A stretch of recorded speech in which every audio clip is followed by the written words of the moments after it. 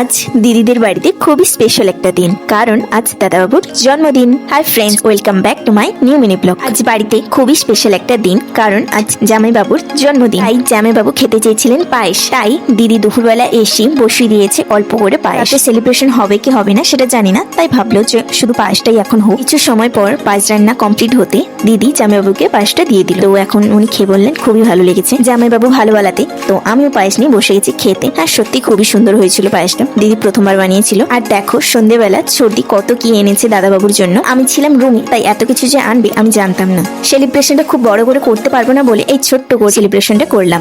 ফুল আর cake নিয়ে ভালো করে সুন্দর করে ডেকোরেশন করে দিয়েছি। আমাদের কেমন লাগলো অবশ্যই কমেন্টে জানিও। কিছু সময় পর যে ফুলগুলো আনা হয়েছিল সেই ফুলগুলো দিয়ে দিদি এবার জামাইবাবুকে শুভকামনা জানালো তার জন্মদিনের জন্য।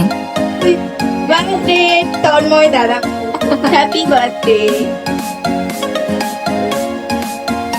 ওকে